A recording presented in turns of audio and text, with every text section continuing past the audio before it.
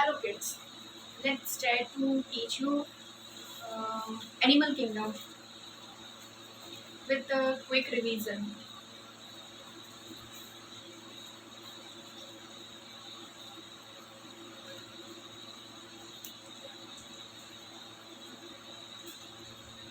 First हम discover करेंगे कि we have started Animal Kingdom and then first week के डेवलप किससे हुआ डेवलपमेंट पूछते हैं नॉर्मली एग्जाम्स में. So this is development.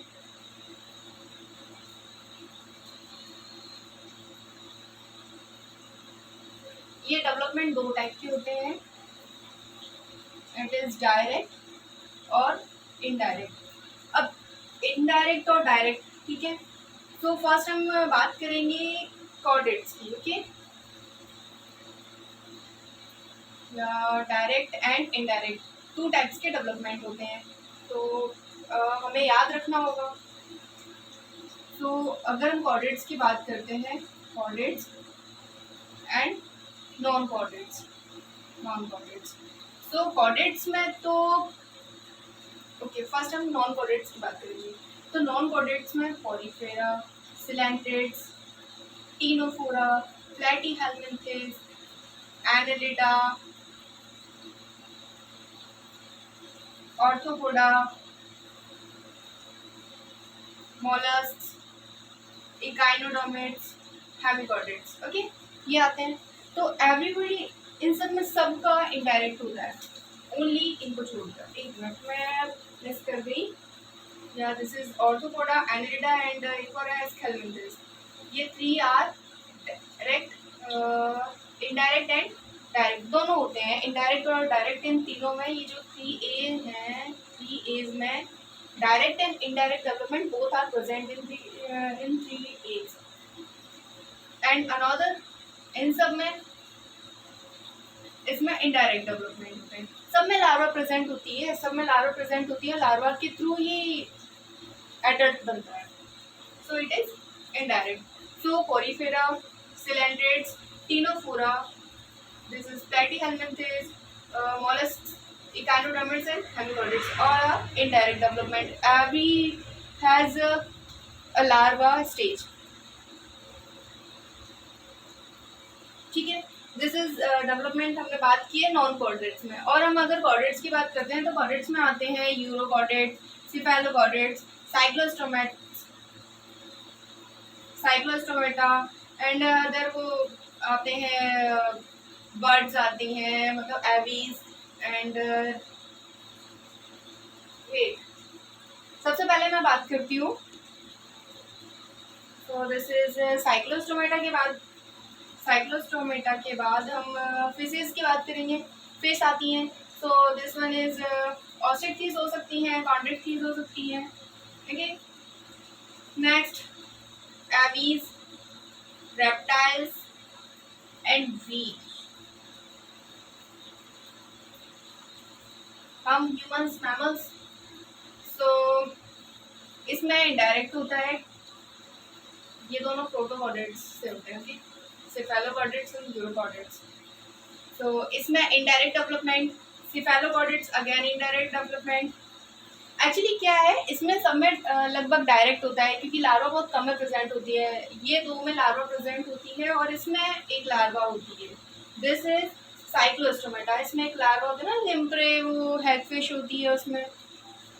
इसलिए इसको इनडायरेक्ट डायरेक्ट मैं दोनों कह सकती हूँ. इसमें डायरेक्ट डेवलपमेंट भी होता है, इनडायरेक्ट भी होता है क्योंकि इसमें एक लार्वा प्रेजेंट होती है. बाकी यूरोकॉर्डेट्स, सेफेलोकॉर्डेट्स में इनडायरेक्ट डेवलपमेंट इनमें लार्वा होती है. या दिस ऑल आर, एक minute, this is amphibia, right. इसको हम याद कर सकते हैं. वो मेढक होता है, frog which have one larva. तो दिस एम्फीबियंस में इनडायरेक्ट डेवलपमेंट होता है. दीज आर, दिस इज ये फिश है, कॉन्ड्रिक्थीज एंड ऑस्ट्रिक्थीज, डायरेक्ट डेवलपमेंट. या दिस इज रेप्टाइल्स, मैमल्स. तो it have also direct development. Eggs होते हैं, एग्स के थ्रू एडल्ट बनता है. या दिस इज, अभी हमने डायरेक्ट डेवलपमेंट और इनडायरेक्ट डेवलपमेंट की बात की है. और दिस वन फॉर रिवीजन। फिर उसके बाद में आता है इसमें, एक मिनट चेक कर ले फिर वीडियो सही आ रहा है या नहीं, आई होप सही आ रहा है।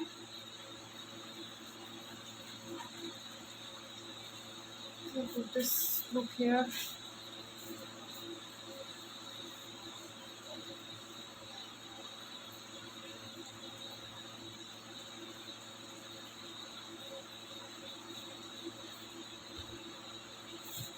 फिर उसके बाद में हम एनिमल किंगडम में क्या पढ़ते हैं। सबसे पहली बात तो ये है कि भाई जो ये एनिमल किंगडम है इसमें जो एनिमल्स हैं वो सारे के सारे मल्टी सेलुलर होते हैं। This is the major question, direct question आता है एनसीईआरटी से। This is multi cellular.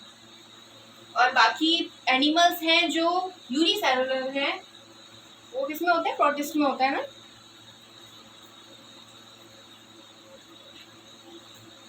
Next question आता है कि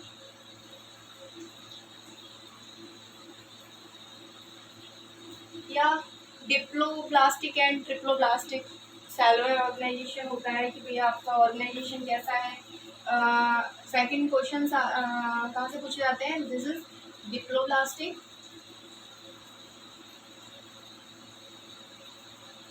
और हाँ एक मिनट, डिप्लोब्लास्टिक एंड ट्रिप्लोब्लास्टिक होता है।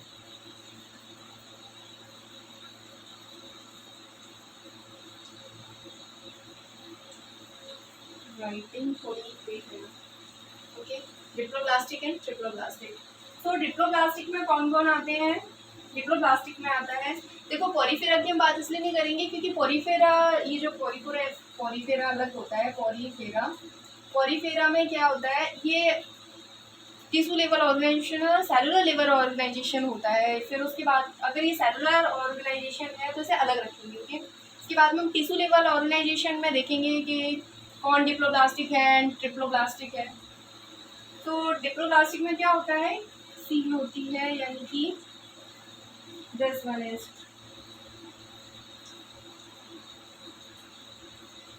इसमें कैविटी में या मीजोथीलिया प्रेजेंट होती है।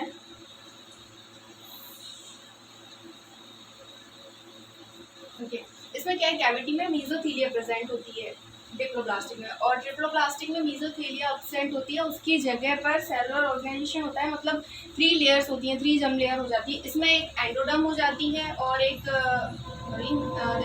बाहर वाली एक एक्टोडर्म और अंदर वाली एंडोडर्म। ठीक है, एंडोडर्म है, इसे सिंबल कर रही है उसको। और इसमें मीजोडर्म प्रेजेंट नहीं होती है, उसकी जगह यहाँ प्रेजेंट होता है मीजोग्लिया। ओके, मीजोग्लिया प्रेजेंट होती है जो एक पाउच की तरह प्रेजेंट होती है। यह फाइबर्स होते हैं, आप कह सकते हैं। और ट्रिप्लोब्लास्टिक में मीजोडर्म भी आ जाती है, एक एक्टोडर्म, देन मीजोडर्म और एंडोडर्म, 3 लेयर्स बन जाती है, इसलिए इनको कहा जाता है ट्रिप्लोब्लास्टिक।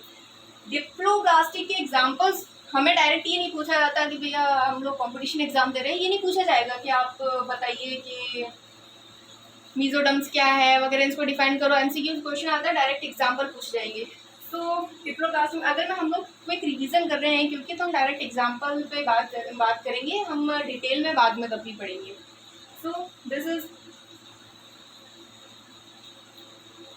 या एग्जाम्पल के लिए यहाँ इसमें आता है टीनोफोरा, सिलेंट्रेट्स जिसे निडेरिया भी बोलते हैं। अब मैं शॉर्ट में लिख रही हूँ क्योंकि हमें क्विक रिवीजन करना है। Okay, Cnidaria. Okay, Cnidaria, this is coelenterates और sorry this one is Ctenophora and this is coelenterates. ये दो हैं डिप्लोब्लास्टिक के एग्जाम्पल। ट्रिप्लोब्लास्टिक में आप कह सकते हैं उसके बाद जो भी हैं वो सारे ट्रिप्लोब्लास्टिक में, पॉलीफेरा को छोड़ के, तो बाकी के प्लेटिहेल्मिन्थेस, उसके बाद में जो भी हैं आगे ये दो हैं डिप्लोब्लास्टिक में, बाकी के ये ट्रिप्लोब्लास्टिक में आ जाते हैं। एनसीईआरटी वाला पढ़ा रहे हैं पहले क्या। या एक और इससे क्वेश्चन आता है, this one is radial symmetry. और सिमेट्री कौन सी है, सिमेट्री मतलब कौन कैसे कटेगा, इसको हम कैसे काट सकते हैं, काटो भाई सबको। लेट्स सी सिमेट्री, या दिस इज सिमेट्री। सिमेट्री की बात करेंगे तो सिमेट्री क्या होता है, एक तो एसिमेट्रिक होता है, okay, second radial symmetry, third one is bilateral symmetry.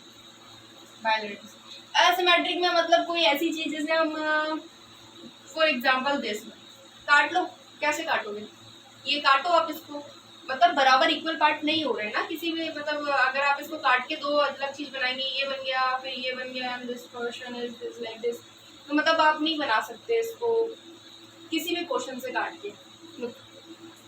आप किसी भी पोर्शन से काट के इसको, हाँ अपने ये मॉर्फोलॉजी में, प्लांट मॉर्फोलॉजी में आता है ना वो जाइगोमॉर्फिक टाइप, उसमें भी आता है एक सिमेट्रिक एसिमेट्रिक, फिलहाल तो एनिमल में पढ़ते हैं। तो एसिमेट्रिक पॉलीफेरा होते हैं क्योंकि इनकी स्ट्रक्चर देखो, फॉर एग्जांपल वो यू स्पंज आता है ना, वो पाथ स्पंज नहीं छोड़ा, हम फ्रेश स्पंज की बात करते हैं, फ्रेश स्पंज ऐसे लाइक उसमें ये इस टाइप में होते हैं, तो ये मतलब इनको हम काट नहीं सकते किसी एक सिमेट्री से, किसी भी पोर्शन से काट के देख लो आप, मतलब बराबर नहीं आएगा। रेडियल में क्या होता है कि किसी एक ही एक्सिस से काटो और आपको बराबर मिलेगा, यानी नहीं, मतलब एक एक्सिस से फॉर एग्जांपल किसी एक प्लेन से काटो, जैसे कि हम ये देखो इनको लेते हैं, ओके, इसमें किसी प्लेन से काटा जाता है, इसमें आते हैं वो सिलेंड्रेट्स आते हैं, ठीक है, रेडियल सिमेट्री में आते हैं, रेडियल सिमेट्री में सिलेंड्रेट्स आते हैं, टीनोफोरा आते हैं, इकाइनोडर्मिट के एडल्ट्स आते हैं। या ये बहुत इम्पोर्टेंट क्वेश्चन है, मतलब ये बहुत ज़्यादा इम्पोर्टेंट क्वेश्चन है, ये पूछा जाता है इसके इकाइनोडर्मिट्स, और ये मैं क्या लिख रही हूँ, दिस इज इकाइनोडर्मिट, तो ज़्यादा ही शॉर्ट हो रहा है, सी दिस इज इकाइनोडर्मिट्स के एडल्ट्स, ओके, इकाइनोडर्मिट्स के एडल्ट्स आते हैं। आप साथ साथ में मैं जो बोल रही हूँ उसे नोट कर लोगे तो सही, आपका क्विक रिवीजन हो जाएगा। इकाइनोडर्मिट्स के एडल्ट्स आते हैं रेडियल सिमेट्री में, और बायलैटरल सिमेट्री का मतलब होता है ये कोई क्वेश्चन है, फॉर एग्जांपल जैसे कि हम है ना, हम लाइक हम ह्यूमन को अच्छे एग्जांपल है इस चीज़ के, या जो भी है हाथ वगैरह देख लेना आप, ये देखो सिंगल एक लाइन से हम काट सकते हैं इनको, मतलब उस साइड वाला और बराबर, मतलब ऐसा लगता है कि दो इनके बीच में एक मिरर लगा दिया, right. So this is bilateral symmetry। और इकाइनोडर्मिट्स की लार्वा जो बायलैटरल सिमेट्री शो करती है, एंड क्योंकि हमने बोल दिया है सिलेंड्रेट्स, टीनोफोरा एंड इकाइनोडर्मिटा, ये 3 एग्जांपल रेडियल के हैं, उसके बाद वाले सारे बायलैटरल के, फॉर एग्जांपल प्लैटिहेल्मिन्थेस ले लो, एनेलिडा है, एनेलिडा, एस्केल्मिन्थेस, उसके आगे वाले सारे, ठीक है। यार ये टेबल भी दी हुई है, इस टेबल को आप समझ सकते हैं, मैं आपको दिखाती हूँ अगर आपको दिखाई दे तो, या this table is bilateral symmetry में एस्केल्मिन्थेस और ये सारे, आपको एनसीईआरटी की टेबल देखनी चाहिए।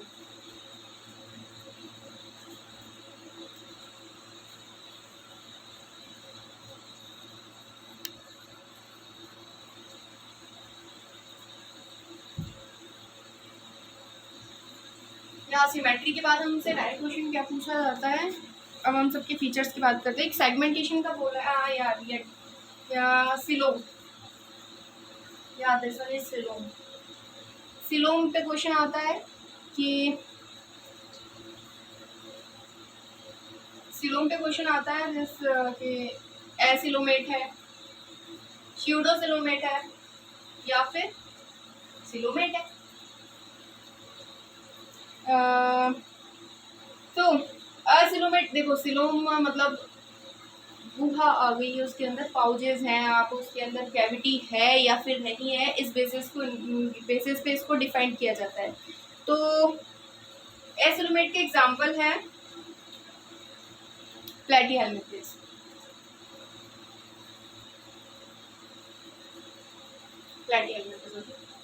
प्लैटिहेल्मिन्थेस, इसका प्लैटिहेल्मिन्थेस है, स्यूडोसिलोमेट्स में आते हैं एस्केल्मिन्थेस।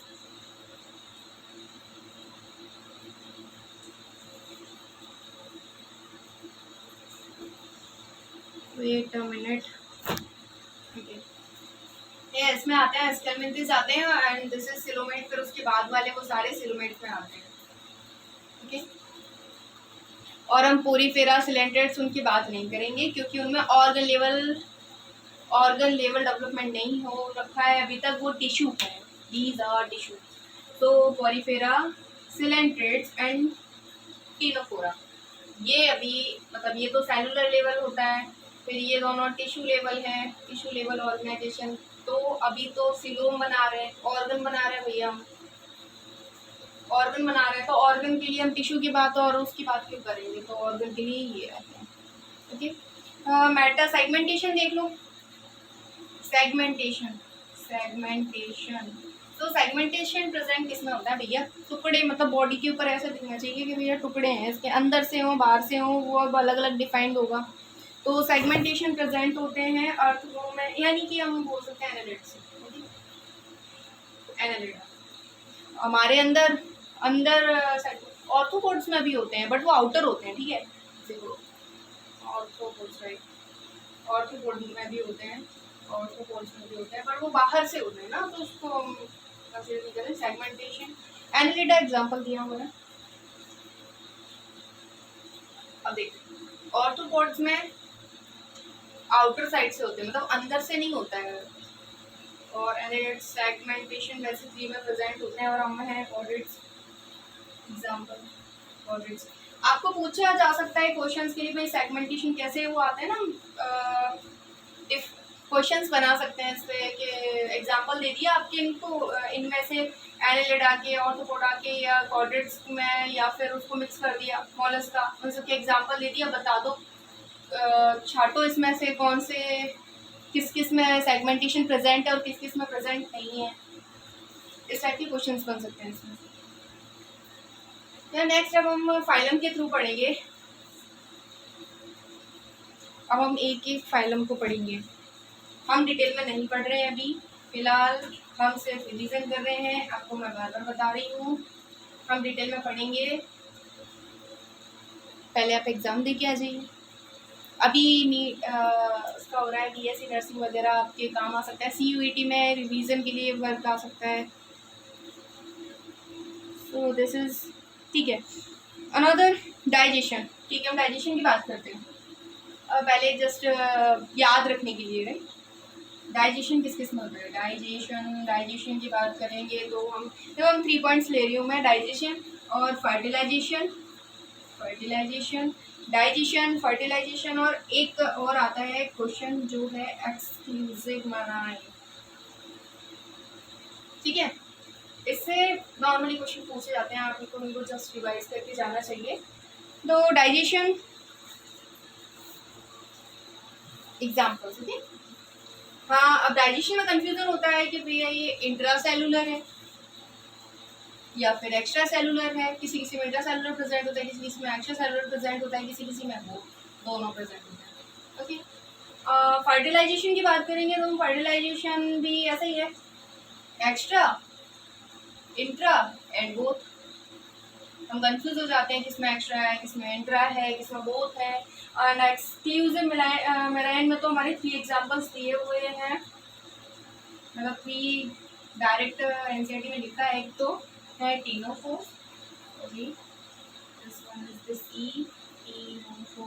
टीनोफोर्स एक्सक्लूसिवली मेराइन है, इकाइनोडर्मिड्स एक्सक्लूसिवली मेराइन है, और दिस इज हेमिकोइड्स। ओके, ये तीनों एक्सक्लूसिव मेराइन है भैया, हमें तो समुद्र के पानी में, खारे पानी में ही रहना है, ठीक है, इन तीनों के लिए तो। और इनडायरेक्ट दिस इज डाइजेशन की बात करते हैं हम, तो इंट्रा, एक्स्ट्रा और बोथ किस में होता है। इंट्रा मतलब है कि भैया हमारे बॉडी से, सेल से बाहर होगा डाइजेशन, सेल से बाहर होता है पॉलीफेरा, सेलुलर लेवल ऑर्गेनाइजेशन होता है, उसमें वाटर कैनाल सिस्टम होता है, वाटर कैनाल सिस्टम के थ्रू वो बाहर सेल से, सेल के बाहर हमारी बॉडी के अंदर उसकी जो कैविटी होती है उसके अंदर ही, वेट, ऑर्गन कैविटी की बात नहीं कर रही हूँ मैं सेल्स की कैविटी की बात कर रही हूँ, सेल्स के बाहर इंट्रा सेलुलर, 2 सेल्स के बीच का जो स्पेस होता है, तो दिस वन इज पॉलीफेरा। उसके बाद में दोनों में जो दोनों है मतलब डाइजेशन इंट्रा और एक्स्ट्रा सेलुलर है, उसके लिए आप याद कर सकते हैं सिलेंट्रेट्स, टीनोफोरा एंड प्लेटीहेल्मिन्थेस, ठीक है। और उसके अलावा जो भी हैं वो सारे आते हैं एक्स्ट्रा सेलुलर में। भैया ऑर्गन लेवल डेवलप हो चुका है, अच्छा खासा बॉडी कैविटी बन चुकी है, तो फिर बाहर जैसे कि हमारे अंदर होता है ना, अमाशय होता है, इसकी जो सेल्स होती हैं, फिर ये एंजाइम को सिक्रीट करती हैं, फिर यहाँ जो खाना वगैरह आता है अमाशय में, सॉरी अमाशय कुछ ज़्यादा अजीब सा बना दिया मैंने, ठीक है आप समझ लेना, समझदार है भी है, ठीक है। तो एंजाइम होता है, फिर ये सेल्स एंजाइम सिक्रीट करती है और हमारे अमाशय में बाहर की तरफ बनता है जो भी एंजाइम वगैरह बाहर की तरफ यहाँ खाने को डाइजेस्ट करते हैं। तो ये क्या है, बाहर हो रहा है ना, सेल से बाहर, इनमें cell. So this is extracellular. Other इन सबको छोड़ के बाकी सारे एक्स्ट्रा सेलुलर में आते हैं। और इंट्रा सेलुलर में पॉलीफेरा में या सेल के अंदर ये खुद लेता है और डाइजेस्ट करता है।